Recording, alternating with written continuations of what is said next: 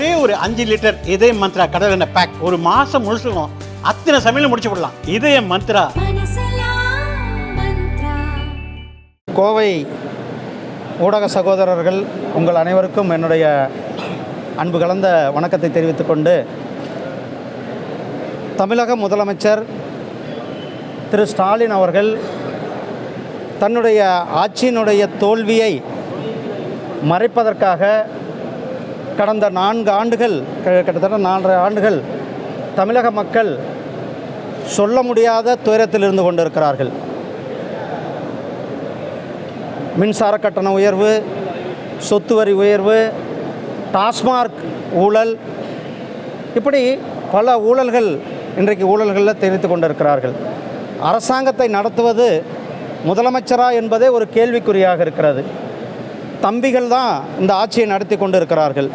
இப்படிப்பட்ட சூழ்நிலையில் தன்னுடைய முழுமையான தோல்வியை மறைப்பதற்காக மத்திய அரசாங்கத்தை குறை சொல்வதையே ஒரு வாடிக்கையாக வைத்திருக்கிறார்கள்.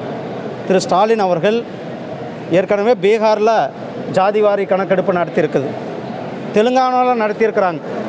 ஆனால் இவர் நடத்துறதுக்கெல்லாம் இவருக்கு எந்தவித மனசும் இல்லை. ஆனால் அதை மீறி மத்திய அரசாங்கம், மாண்புமிகு பிரதமர் திரு நரேந்திர மோடிஜி அவர்கள் ஜாதிவாரி கணக்கெடுப்பு நடத்தப்படும் என்ற அறிவிப்பை வெளியிட்டு இந்தியா முழுவதும் ஜாதிவாரி கணக்கெடுப்பை நடத்த இருக்கிறார்கள். மாண்புமிகு பிரதமர் திரு நரேந்திர மோடிஜி அவர்கள் சமூக நீதியினுடைய உண்மையான தலைவராக இருந்து கொண்டு இருக்கிறார்கள்.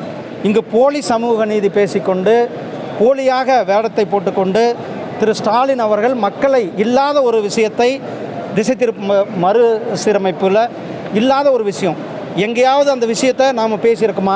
பாராளுமன்ற விவகாரத்துறை இதை பற்றி எங்கேயாவது பேசியிருக்காங்களா? எங்கே கூட பேசலை. அல்லது பாராளுமன்றத்தில் இதை பற்றி ஏதாவது விவாதம் வந்திருக்கிறதா? எங்கேயும் விவாதம் வரல. பிரதமர் அவர்கள் தெளிவாக சொல்லியிருக்கிறார்கள், யாருக்கும் எந்த மாநிலத்திற்கும் பாதகம் இல்லாமல் தொகுதிகள் சீரமைக்கப்படும், மறுசீரமைக்கப்படும் என்று சொல்லியிருக்கிறார்கள். நம்மளுடைய மாண்புமிகு உள்துறை அமைச்சர் அவர்கள் இதே கோயம்புத்தூருக்கு இங்கே தான் வந்திருந்தார் 2 மாதத்துக்கு முன்னாடி. நம்மளுடைய கோயம்புத்தூர்லேருந்து தான் இந்த மறுசீரமைப்பானது யாருக்கும் எந்தவித பாதிப்பும் இல்லாமல் அனைவருக்கும் சமமாக நீதி வழங்குகின்ற மறுசீரமைப்பாக இருக்கும் என்று சொல்லிவிட்டு போயிருக்கார். நாளைக்கு நம்மளுடைய உள்துறை அமைச்சர் அவர்கள் மதுரைக்கு வர இருக்கிறாங்க. அவர் ஏற்கனவே பல முறை சொல்லியிருக்கிறாங்க. ஆனால் இல்லாத ஒரு விஷயத்தை இருக்கிற மாதிரி மக்களிடத்தில் ஒரு பொய்யான திசை திருப்புதல் செயலை தமிழக முதலமைச்சர் அவர்கள் செய்து கொண்டிருக்கிறார்கள். தமிழக முதலமைச்சர் அவர்கள் இந்த மாதிரி விஷயங்களில் திசை திருப்புவதை விட்டுவிட்டு இந்த அரசாங்கத்தை, திமுக அரசாங்கத்தை முறையாக நடத்த வேண்டும் அவர். இந்த அரசாங்கமே, நான் ஏற்கனவே சொன்னேன், இந்த அரசாங்கத்தை நடத்துவது ஒரு தம்பிகள் நடத்தி கொண்டு இருக்கிறாங்க. யார் தான் அங்கே அதிகார மையம், அல்லது யாருக்கு உத்தரவு கொடுக்கிறார்கள்? அதிகாரிகளுக்கு உத்தரவு கொடுப்பது யார்? இவர்களெல்லாம் பவர் சென்டராக எப்படி வந்தார்கள்? இவர்களுக்கும் திமுக குடும்பத்திற்கும் என்ன சம்பந்தம்? அல்லது டாஸ்மார்க்கில் மிகப்பெரிய ஒரு ஊழல் நடந்திருக்கிறது, அந்த ஊழலில் சம்பந்தப்பட்டவர்கள் யார்? அவர்கள் அதிகாரிகளுக்கு உத்தரவு கொடுக்கின்ற அளவுக்கு அந்த தம்பிகளினுடைய செயல்பாடுகள் இருந்து கொண்டிருக்கிறது. இதையெல்லாம் மறைப்பதற்கு திரு ஸ்டாலின் அவர்கள் திட்டமிட்டு இந்த தொகுதி மறுசீரமைப்பு என்ற ஒரு போலியான ஒரு பிம்பத்தை தமிழக மக்கள் மத்தியில் ஒரு பயத்தை உருவாக்குவதாக அவர் நினைத்து கொண்டிருக்கிறார். ஆனால் நம்மளுடைய மாண்புமிகு பிரதமர் திரு நரேந்திர மோடிஜி அவர்கள் உண்மையாக மக்களுக்கு நீதி கொடுக்க வேண்டும், அனைத்து மக்களும் சமமாக இருக்க வேண்டும், யாரும் பாதிக்கப்படாத அளவிற்கு தொகுதியினுடைய மறுசீரமைப்பு இருக்கும் என்பதை சொல்லியிருக்கிறார்கள். டிஜிபி காவல்துறையில் ஒரு அறிக்கை போட்டது, சீருடையோட போட்டா போடக்கூடாதுன்னு சொல்லி கலைஞர் போட்டாலாம் போடக்கூடாது, காவல்துறையில் சீருடையோட போடக்கூடாது, சமூக வலைதளங்களில் யூடியூப்பில் பேசக்கூடாது அப்படின்னு சொல்லி பார்க்கணும். அதாவது காவல்துறை அதிகாரிகள் அவர்களுடைய ரூல்ஸ், அதாவது அந்த அதிகாரிகளுக்கான கோட் இருக்கிறது, அதை பின்பற்றப்பட வேண்டியது ஒவ்வொருவருடைய கடமை.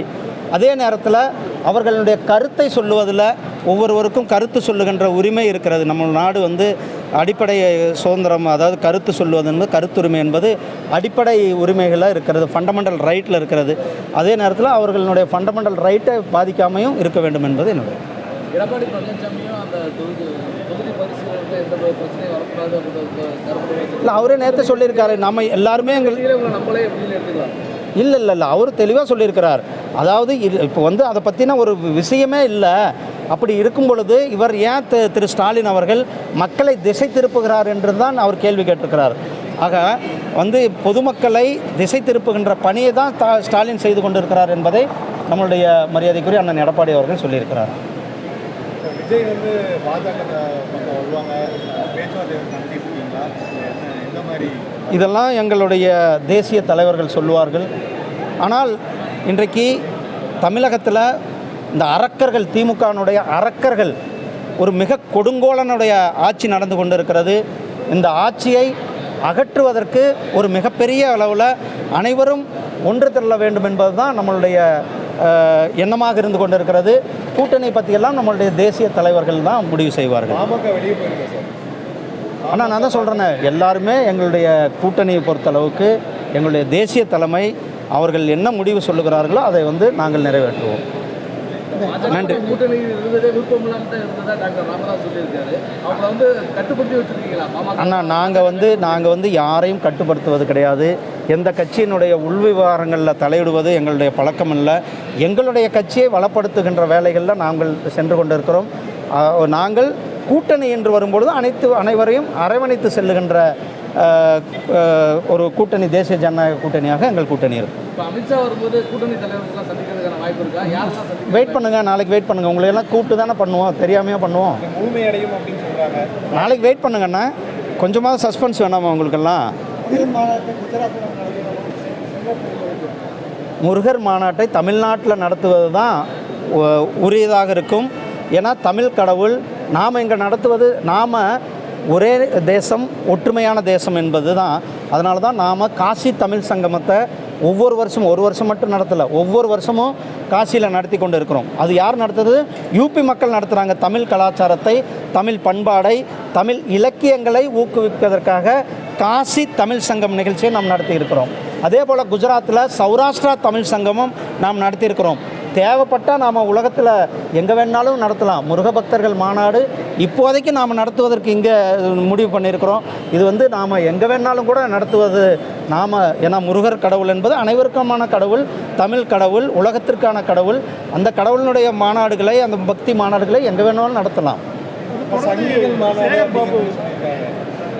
நாங்கள்லாம் ஆர்எஸ்எஸ்னுடைய தொண்டர்கள் என்பதில் ஒரு பெருமிதம் கொள்கிறோம்.